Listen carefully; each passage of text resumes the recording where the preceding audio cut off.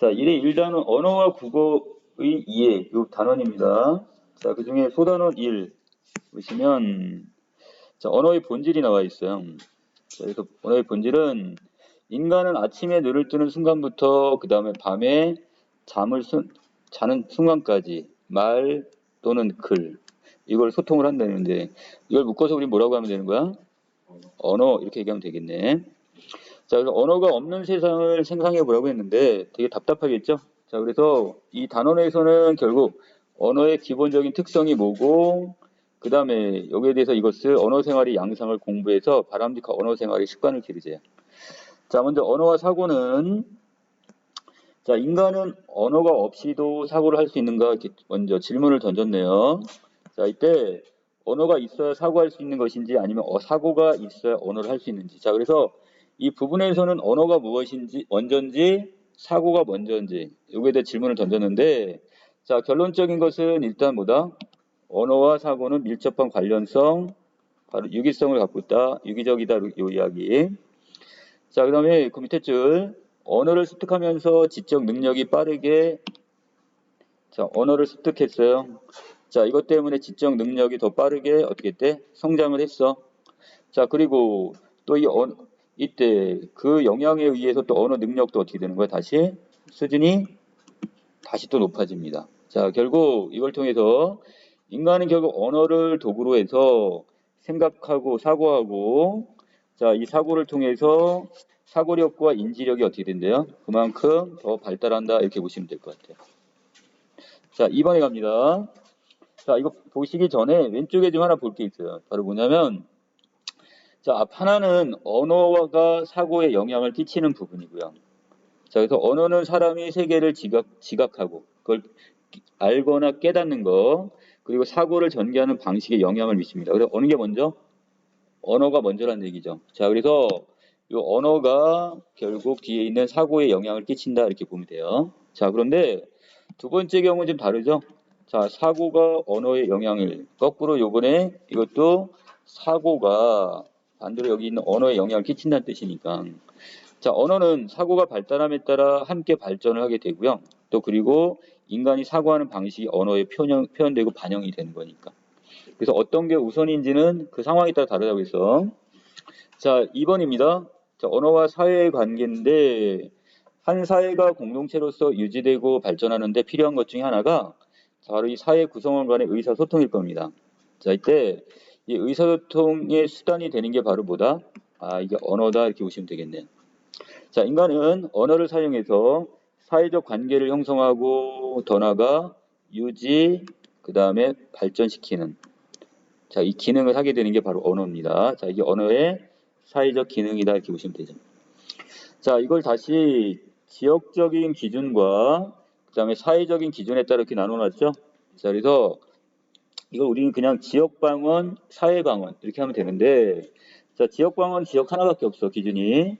자, 하지만 이거 말고, 자, 여기 있는 무엇에 의해서 지금 연령이나 또는 성별 또는 사회 집단, 자, 이 사회 집단을 좀 더 깊이 들어가 보면, 자, 연령은 결국 다른 말로 뭐가 되는 거야?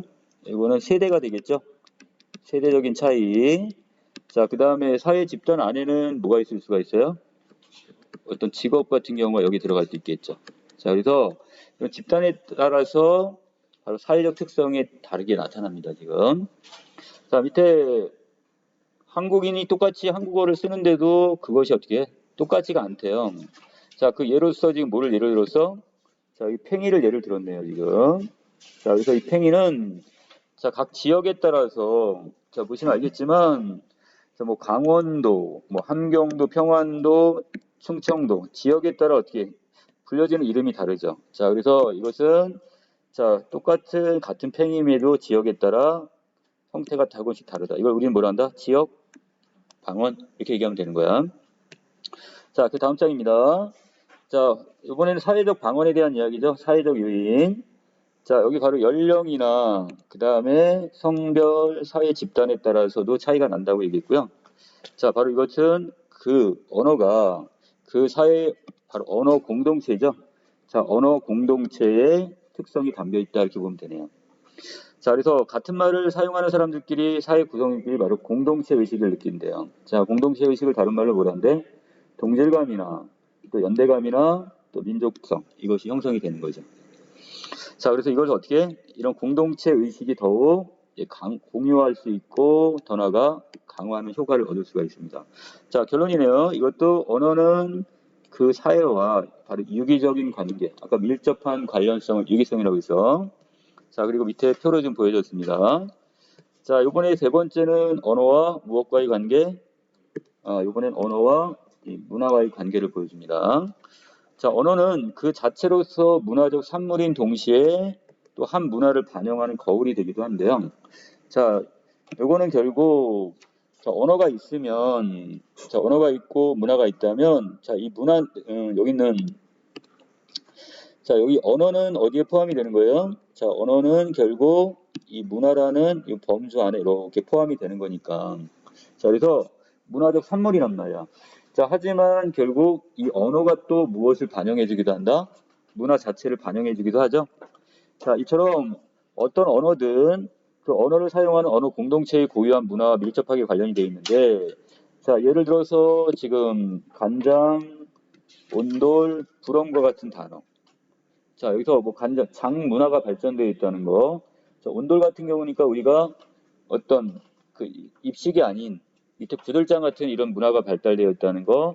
부럼이라는 것은 어떤 세시 풍속, 이것과 연결되는 부분들. 자, 그래서 자, 이거 같은 경우를 외국인한테 알려주기는 상당히 지금 어려울 거예요. 왜?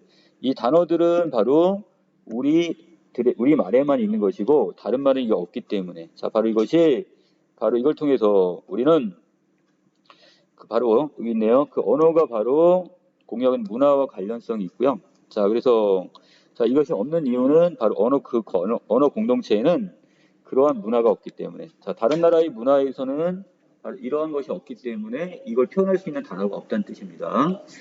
자, 밑에 같은 지시물에 대해서 문화에 따라 그것이 의미 분화 기준이 달라지는데, 자, 똑같은 어떤 땅에 대해서 자, 이것을 농사짓는 땅을 지금 이거 구분을 할 때, 자, 이걸 구분을 하는데, 영어권에서는 이것을, 자, 필드라는 말을 쓰기도 하고, 그 다음에 패치라는 말을 쓰기도 하고, 자, 플랜테이션이라는 말을 쓰기도 한대요. 자, 그런데, 자, 우리 경우는 다르죠? 자, 우리는 이것을 크기가 아니라, 영어권에는 크기라면, 우리는 작물에 따라서, 자, 이것을 각각 뭐라고 표현한다? 밭이나 또는 논으로 구분을 합니다. 자, 이 차이점은 그 나라와 우리나라의 문화의 차이점을 보여주죠. 바로 어떤 차이점? 자, 영어권에서는 바로 여기 있는 크기 자체가 중요하지만 거기에 비해서 우리 문화의 경우는 작물, 이 안에 무엇을 심는지 이것이 중요하다는 얘기예요, 지금. 자, 다음 이걸 통해서 언어는 그 언어를 사용하는 언어 공동체의 문화를 반영하기도 하고 그 언어 공동체의 문화를 다음 세대로 전승하거나 또 축적, 그걸 쌓아놓는 기능까지 하게 된다는 거. 자, 이것이 언어의 문화적 기능이 되겠다. 자, 그 다음에 다음 장 넘어가 볼까요? 자, 이번에는 언어의 그 기호적, 구조적 특성 해가지고요. 자, 이걸 기호적 특성 따로 정리해놨고요. 그 다음에 이걸 따로 또 구조적 특성을 정리해놨으니까 이거 따로따로 정리해야 돼. 자, 그래서 언어의 기호적 특성에는 뭐뭐 있대요? 자, 네모친 거 먼저 볼까요? 자, 자의성이 있고, 그 다음에 사회성이라는 게 있고, 그 다음에 하나 더 역사성. 자, 이 세 가지가 다 기호적 특성과 연결되네요. 자, 하나씩 봅니다. 언어를 구성하는 내용과 형식, 곧 의미와 말소리 사이에는 자, 필연적 관계가 있다 없다? 자, 필연적 관계가 없다. 이걸 우리 뭐라는데? 자의성이라고 있어. 이 자의성을 자, 똑같은 말로 뭐라고도 하냐면 이것을 임의성이다 이 말을 씁니다. 자의성, 임의성. 자, 이건 필연적 관계가 없다 이런 뜻. 자, 그래서 여기에서 또 한 가지 그 다음이 어떤 의미와 말소리의 관계가 자의적이긴 하지만 임의적이긴 하지만 의사소통을 하기 위해서는 바로 뭐가 필요하대요? 언어 공동체 안에 이것이 일정한 약속이 돼야 된다는 얘기죠. 자, 이걸 우리 뭐라 한다? 언어의 사회성 이렇게 얘기합니다. 자, 그런데 근본적으로 언어는 자의적이고 또 시간의 흐름에 따라서 약속에 따라 이것이 어떻게 달라지기도 한다고 그랬죠? 자, 시간에 따라 변한다. 이걸 우리는 뭐라 한다? 역사성. 자, 이것을 다른 말로 우리는 뭐라고 하냐?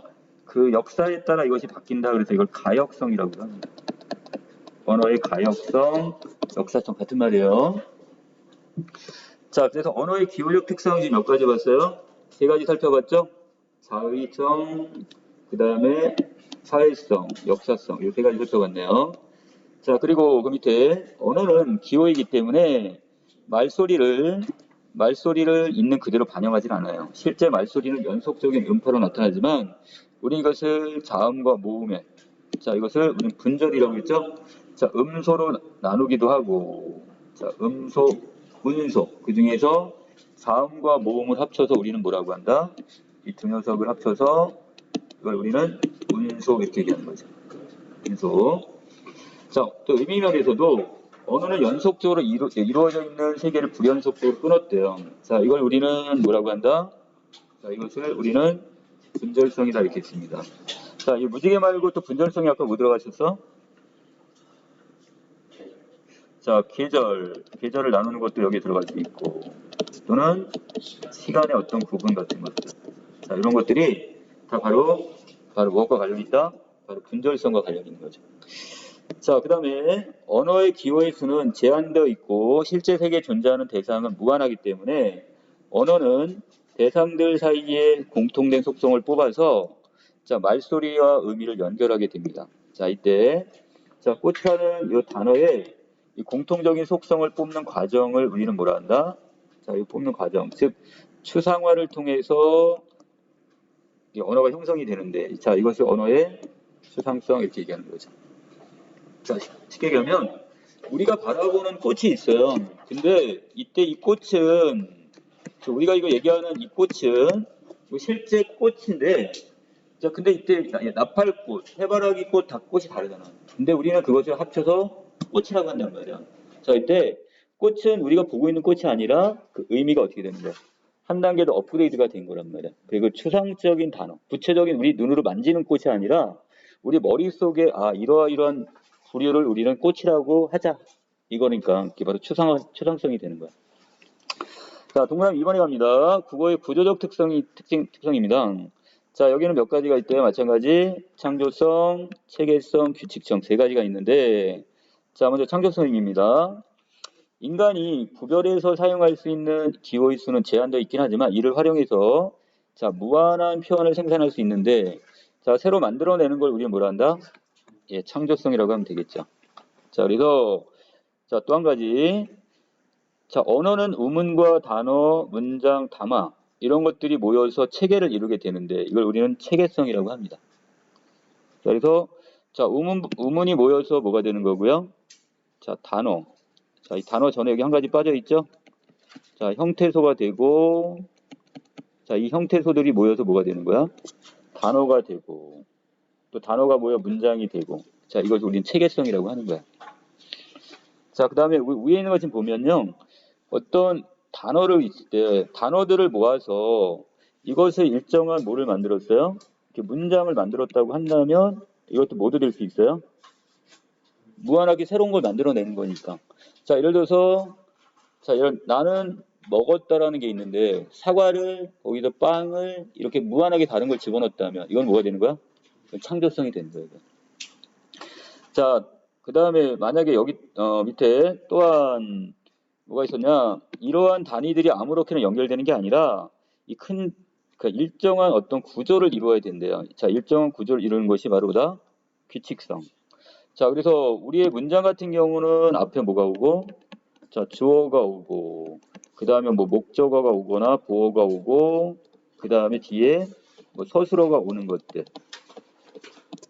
자, 이런 게 규칙성이 되는 거죠. 자, 그 다음에 이런 언어의 규칙성은 자, 언어 단위들이 일정한 체계를 이루고 있는 체계성을 토대로 해서 이루어진대요. 자, 그래서 자, 이 바탕은 결국 뭐가 된다고요? 바로 이 체계성이 바탕이 되어서 이 규칙성이 생기는 거죠. 자, 그래서 유사한 기호로서 무한한 표현을 생산하고 해석하는 창조성도 더 나아가서 이것은 모두 되는 거야? 창조성도 되는 거죠. 새로운 걸 새로 만들어내는 거니까. 자, 그 다음에 이야기 들어갑니다. 자, 이때 여기서 언어와 사고가 어떠한 영향관계냐 그러는데 자, 한국 사람들은 특이해요. 산도 파랗다고 하고 물도 파랗다고 그러고 신호등도 보면 뭐야? 아, 파란 불 들어왔네? 이렇게 얘기한단 말이야. 자, 이것은 뭐가 무엇에 영향을 준 거야? 자, 왼쪽 보세요. 자, 이것들을 각각 다 다르지만 색깔은 다른데 우리는 이거 파랗다 하나의 단어로 인식을 하는 것은 바로 우리가 언어가 무엇에 영향을 끼쳤대요? 외려 이것은 우리의 사고에 영향을 끼쳤구나 이렇게 알 수 있는 거죠. 자, 파랗다라는 단어를 통해 우리가 자, 사고 체계를 이렇게 하나로 모았단 말이야 지금.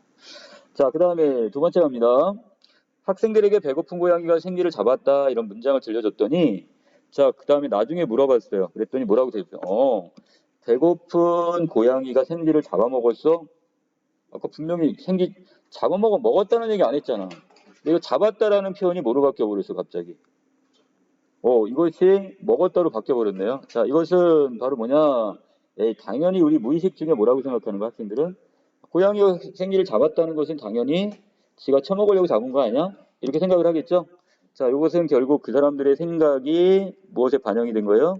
그 언어에 이렇게 반영이 되었다고 볼 수 있는 거죠.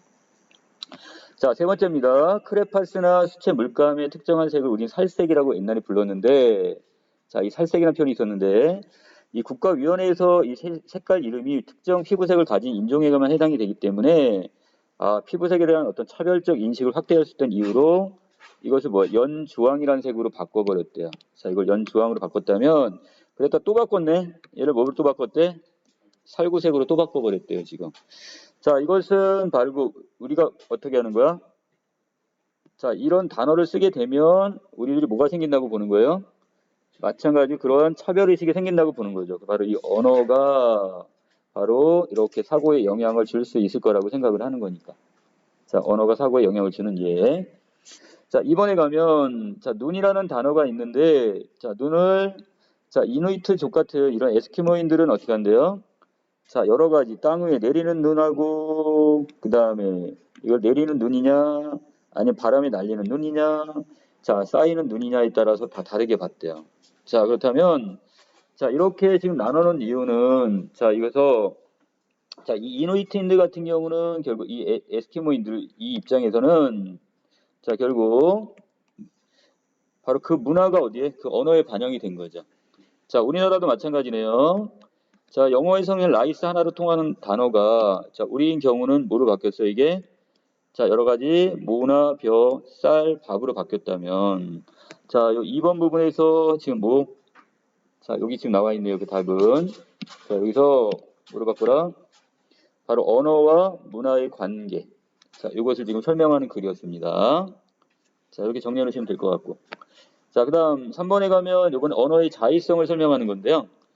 자, 여기 엄마는 한 명인데 엄마가 어디는 무터가 되기도 하고 어디는 이거 마더가 되기도 하고 자, 개새끼 이름이 멍멍이가 되기도 하고 마우가 되기도 하네요. 자, 그렇다면 이건 통해서 자, 자기를 낳아준 여자를 어떻게 다르게 이렇게 부르는데 자의적 측면이라고 있으니까 자, 필연적 관계가 있다 없다? 없다고 그랬죠? 자, 밑에 있네요. 자, 이렇게 동일한 대상을 언어에 따라 다르게 부르는 현상은 의미와 말소리 관계가 필연적이지 않은 자의적이기 때문이다. 이거 체크하시면 되겠고. 자, 그 다음에 바로 2번입니다. 자, 의성어도 마찬가지. 자, 이걸 자의적이라고 할 수 있느냐 이렇게 물어봤네요. 자, 얘도 자, 분명히 자의성은 분명히 약할 거예요. 필연적 관계에 의해서 만드는 건 아니기 때문에. 자, 하지만 그래도 어떻게 언어마다 닭의 울음소리가 다르다고 표현했다면 이것도 뭐가 되는 거야? 의성어 역시 자의적이다. 여기다 집어넣을 수 있다는 뜻입니다. 자, 4번에 요번에는 자, 인간의 언어와 누구의 언어를 비교했어요? 자, 꿀벌의 언어가 이걸 어떻게 같다고 봐야 되냐, 다르다고 봐야 되냐 이건데. 자, 그래서 자, 꿀벌 같은 경우는 지금 뭐냐면요. 자, 자기들이 춤을 춰가지고 이걸 통해서 뭘 나타낸대? 방향이나, 자, 꿀이 있는 방향이나 거리, 꿀의 품질까지도 나타내준대요. 자, 그래서 아랫부분이죠. 자, 기역, 니은, 디귿처럼 자, 이것을 팔자 형태로 이렇게 하느냐? 자, 팔자에서 약간 또 이것을 또 수직으로 이렇게 움직이느냐? 자, 아니면 이것을 또 수직선에다 이것을 중간 정도 각도로 하느냐? 막 이런 여러 가지 방법이 있는데 자, 그럼 결국 다시 질문은 과연 이걸 언어라고 할 수 있느냐 이건데 이건 좀 의견이 분분해요. 자, 어떻게 나눠지냐면 찬성 측에서는 이것을 어느 정도 의미를 전달했으니까 자, 이것을 언어라고 창조성 있는 언어로 보자, 자의성 있는 언어로 보자 이렇게 하는 입장이 있고 자, 반대측 입장은 뭐냐? 자, 반대측의 입장에서는 야, 꿀벌의 의사소통은 인간과 다른 같은 언어라고 볼 수 없어. 자, 그 이유는 왜? 자, 어느 정도 의사소통적 기능은 있는데 하지만 인간처럼 자의성이나 창조성은 지닌 거다 아닌 거다? 이건 아니다 이렇게 보니까. 자, 그래서 자, 이것은 결국은 유전적으로 받아낸 그런 어떤 형질일 뿐이지 이것을 우리가 창조성은 없다고 보는 겁니다, 지금. 그래서 이 언어로 보지 않는 경우도 있습니다. 자, 여기까지가 지금 바로 뭐가 되는 거고 바로 1-2 1이죠. 1까지